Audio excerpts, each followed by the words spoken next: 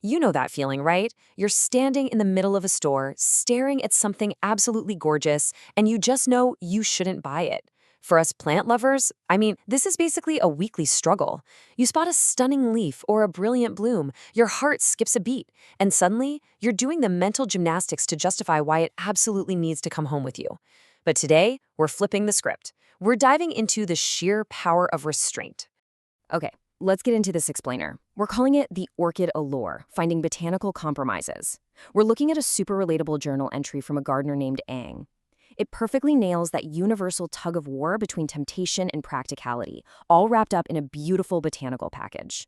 We're going to follow Ang's journey of discovering a seriously alluring plant, weighing aesthetic dreams against cold, hard reality, and figuring out some surprisingly logical compromises along the way. So, kicking things off with the weekend plant hunt and a rather tempting nursery discovery. Every great plant story starts with a little bit of exploring, and Ang's is no different. Over a long weekend, Ang took a field trip to a few local plant centers and nurseries. Now, if you're a gardener, you already know this is highly dangerous territory. During the trip, Ang actually picked up a few new plant species to try out. But amidst all the usual excitement, there was one specific plant that basically demanded absolute attention. It completely stood out from the crowd. But instead of throwing it right into the cart, it forced a profound moment of hesitation. Let's formally introduce the culprit behind this hesitation. It is the pseuderanthemum-carruthersii variegatum. Yeah, quite the botanical tongue twister, isn't it? So, for the sake of all of our sanity throughout this explainer, we're just going to casually refer to it by its much friendlier common name, the Variegated False Eranthemum. This is the exact plant that stopped our author dead in their tracks and served up some serious temptation. Next up, let's meet the orchid imposter and actually visualize this allure. So what exactly makes this plant so irresistible?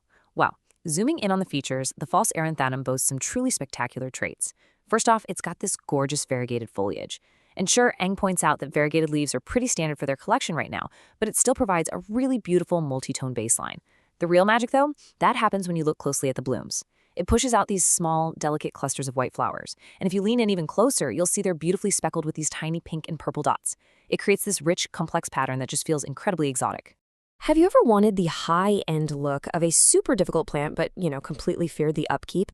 That is exactly what's happening right here. When you look at those white, speckled clusters on the false eranthemum, they bear a striking resemblance to a regular orchid. Specifically, they totally remind you of those classic, highly coveted moth orchids, the Phalaenopsis. It's basically an orchid imposter, but in the best possible way. You get that sophisticated, elegant aesthetic of a moth orchid, but growing on an entirely different type of plant. Which brings us to a much-needed gardening reality check: the battle of temptation versus practicality. We've officially reached that critical crossroads where aesthetic dreams crash headfirst into practical reality. Let's look at Ang's exact words here because honestly, this is where the real wisdom of the explainer lies. Ang writes, "Based on my experience and gardening style, it's not suitable for me at this moment." Just a beautifully pragmatic moment of self-awareness, right? Ang has always wanted to add orchids to their collection. That desire is 100% real.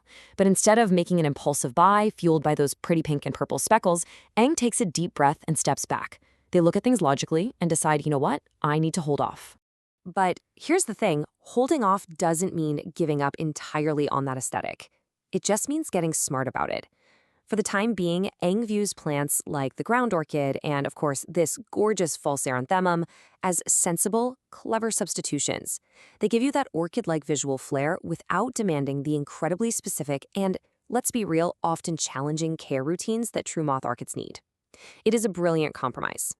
Moving right along to the long-term shrub strategy and the importance of knowing your style. This is where a personal reflection turns into highly actionable advice. Let's break down how this fits into Ang's current long-term gardening strategy. If you follow Ang's writings, you know they are currently leaning heavily into shrubs, but not just any random shrubs, specifically ones with prolific blooms. And why is that? Well, because it fits perfectly with a broader plan where the gardener can actively shape and propagate the plants to their exact liking. These practical, hands-on features, being able to easily shape and multiply a wildly blooming shrub, they just matter so much more to Ang right now than the temporary, maybe unmanageable lure of an actual orchid. The false eranthemum, it slots perfectly into the sustainable strategy. Yet, even with all this perfect planning and all this flawless, sensible strategy, we're still human. Ang signs off with a super relatable bit of humor, pointing out the lingering threat of impulsive purchases. Because let's be totally honest about the future here. Ang openly admits that if they ever encounter this variegated false eranthemum again out in the wild, there is still a very, very real chance they'll just compulsively buy it anyway. Hey, sometimes a beautiful plant is just way too hard to resist twice. So we've seen how taking a beat and really understanding your own style can help navigate the endless temptations of a hobby. It's all about knowing when to compromise and knowing when a beautiful substitute is exactly what you need. But I want to leave you with this thought to chew on today. Think about your own hobbies. What is your absolute ultimate compromise plant or item? And honestly, how long until you just impulsively buy it anyway? Thanks so much for joining me on this explainer, and keep exploring.